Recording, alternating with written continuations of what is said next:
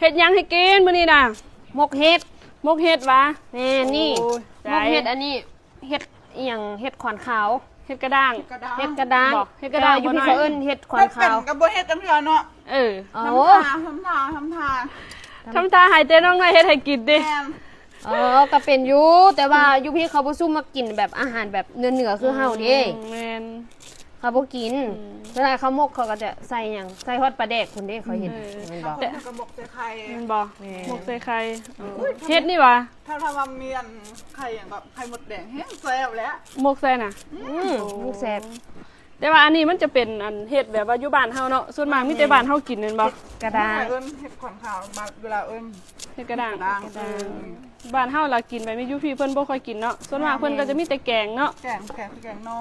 เอาไปซุปแต่ว่ามื้อนี้เฮาสิมาหมกมาถาเบิ่งเด้อพี่น้องว่าเฮาสิเฮ็ดแซ่บบ่เป็นตาแซ่บบ่เนาะเอาตำเครื่องว่าบัดนี้แม่นใส่หยังแน่ใส่ตะไคร้มักพริกจิบ่เฮ็ดเผ็ดปานใดมื้อนี้ใส่เกลือแล้วก็ตำหลายรสเอาแล้วก็ตำมันบ่ใส่แป้งนัวไปเลยใส่ไปเลยมันบ่ปรุงไปพร้อมเลยปรุงไปพร้อมเลยบัดเดียวจบใส่หลายรสหลายแซ่บหลายบ่ใส่บ่แซ่บตำบัดนี้เอาตำมันบัดนี้มันจังบ่หยา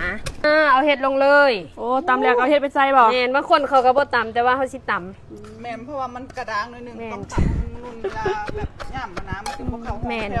มันค่อยกินง่ายบ่มันก็เข้าเนื้อเข้าหนังนำเด้มันก็จะแซ่บกว่าเนาะแม่นมันเข้าเนื้อเข้าหนังมันก็จะแซ่บหอมเว้ยขนาดทันได้สุกด้วยนี่แม่นแต่ก็สิเป็นตาเผ็ดอยู่ถ้าผู้ใดที่ค้านั้นใส่ตองก็สามารถเอาไปแบบเดี๋ยวเอาไปคั่วสิหมกใส่หม้อหมกใส่หม้อเอาบางคนก็ใส่ถุงก็ได้ถุงกระแดงแล้วก็เอาข้าวเบื่อเข้ามาเอาข้าวเบื่อลงเลยลงโคกเลยบ่แม่มันจึงเข้ากันเนี่ยเอาใส่น้องมันก็บ่เข้ากันแหละข้าวเบื่อใส่หลายๆรสผักอะไรก็ใส่เลยเอาใส่เลยผักอีตูใส่แล้วก็ยั่วบัดนี้หอมแล้วเคยกินบ่ทุกคนเคยเฮ็ดแบบนี้บ่เฮ็ดตามมึงเด้อพี่น้องเด้อแบบนี้แซ่บบอกเลยว่าแซ่บเกิดมาในท้องพ่อท้องแม่ก็เคยเห็นนี่ล่ะบ่เพิ่งก็เคยเห็นมันบ่ใหญ่เฮาแล้วแบบกินแบบนี้แบบกินแบบนี้ตั้งแต่น้อยนี่ล่ะพ่อแม่พากินพาเฮ็ดจังซี่ล่ะเมนูนี้ก็บ่ได้กินมา10 ปีแล้วนะโอ้เป็นตาแซ่บเอาห่อบัดนี้มานี่ผู้เชี่ยวชาญห่อของเฮาก็คือใหญ่คือเก่ามาใส่ห่อนั่นน่ะปึ๊บเอาให้พอดีตองเด้อตองเฮาใส่อีตูน้ำอีตูก็คือมันติดขัดกันแท้เนาะบ่ทันได้สุกได้เป็นตาแซ่บแล้วได้2ห่อพอดีป่ะเอาไป1เลยบัดนี้2ห่อใหญ่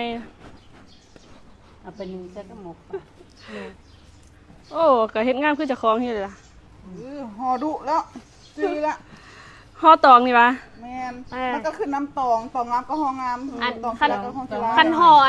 ห่อทุกอย่างนี่มันยังถนัดเด้อนี่ห่องาม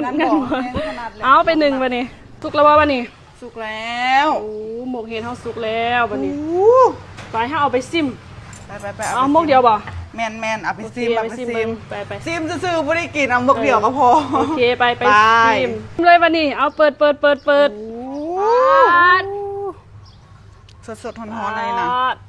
ปาดหลายเติบนึงอยู่เด้อหมกบักใหญ่อู้เป็นตาแซ่บห่วยคือมีแต่แนวร้อนๆว่ะแล้วก็จำเข้าเฮาได้2หมกเด้อเนาะเฮ็ดเนาะแต่ว่าเป็นตาแซ่บคักมีแต่แนวร้อนๆทุกคนข้าวก็ร้อนหมกเห็ดก็ร้อนแซ่บบ่มันเย็นกันเด้แซ่บหรือร้อนแซ่บทั้งแซ่บทั้งร้อนแล้วตอนนี้บ่เป็นตาแซ่บแฮงมีผู้ใดเคยเฮ็ดกินจังซี่บ่ทุกคนวันผู้ว่าอยู่ทางไทยก็เจ้าหมกเฮ็ดกันจังไดเนาะแต่ทางบ้านนอกแสงแม่นหมกกันซี่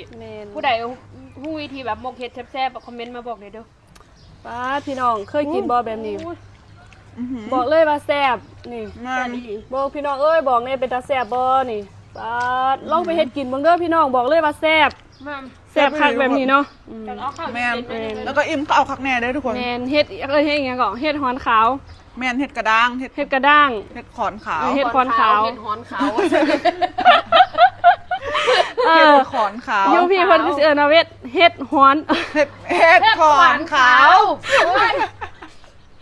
เฮ็ดขวานขาวบ้านเฮาก็เอิ้นเฮ็ดกระด้างเนาะเอามาโมกินแบบนี้เด้อพี่น้องบอกเลยว่าแซ่บนี่แซ่บอีหลีเด้ หรือว่าเอาเห็ดอย่างก็ยูพี่เขาเอิ้นเห็ดกระด้างนะที่มันเป็นกระด้างอีหลีนะเอาเห็ดตัวนั้นมาเห็ดแบบนี้ก็แซ่บคือกัน ที่มันเป็นใบใหญ่ๆ แม่น บอก นะเห็ดกระด้าง อ๋อสีดำๆนะ แม่ เป็นมุนๆด้วยนึง มาเด้อพี่น้องมาแซ่บๆน้ำกันแซ่บอีดี มาเด้อจ้า บ๊ายบาย